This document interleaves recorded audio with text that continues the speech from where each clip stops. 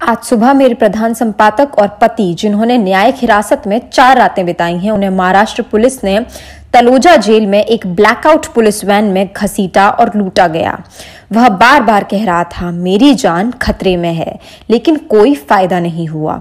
उसने बार बार कहा कि जेलर ने उसके वकीलों से संपर्क करने के लिए कहने के बाद उसके साथ मारपीट की, जिससे वह हैरान था। उन्होंने इस अभिरक्षा के दौरान उन पर किए जा रहे हमले को विस्तृत किया और हस्तक्षेप और जमानत के लिए भारत के सर्वोच्च न्यायालय में हाथ जोड़कर विनती भी की। एक निर्दोष व्यक्ति और दशकों के दमन के पत्रकार, राष्ट्र के लिए अपना कर्तव्य निभाने वाले एक पत्रकार पर फर्जी आरोप लगाकर उसके साथ मारपीट, उत्पीड़न किया गया। बिना किसी दमन के उन्हें जेल में डाल दिया गया।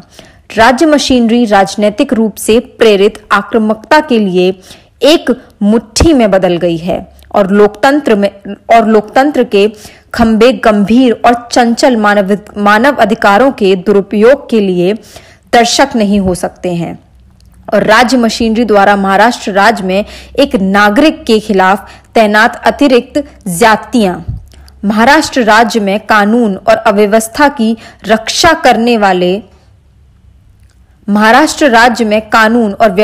रक्षा करने वाली संस्थाएं वर्दी में उल्लंघनकर्ता और हमलावर बन गई हैं। मौलिक अधिकारों को रोन दिया जा रहा है। इस प्रतिक्रिया में एक गंभीर टूटन देखी जा रही है और संस्थागत अखंडता पहले कभी नहीं लुप्तप्राय थी। मेरे पति देश के प्रमुख समाचार नेटवर्क के प्रधान संपादक हैं, जो स्पष्ट सार्वजनिक दृष्टि में होने के बावजूद मारपीट, शारीरिक हानि, अवैध गिरफ्तारी और इस सब के चलते किसी भी हस्तक्षेप से नहीं मिले हैं। अर्नब ने सार्वजनिक रूप से अपने जीवन के लिए खतरे का खुलासा करने और हिरासत में सामना कर रहे अत्याचारों के साथ कानून और व्यवस्था के अधिकारियों और पूरे राज्य और राष्ट्र मशीनरी को जिम्मेदार ठहराया जाएगा।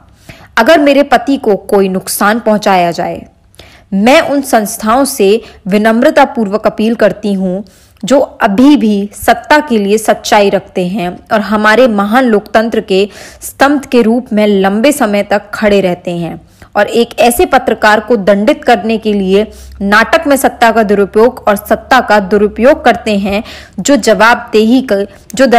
जवाबदेही की मांग करता है।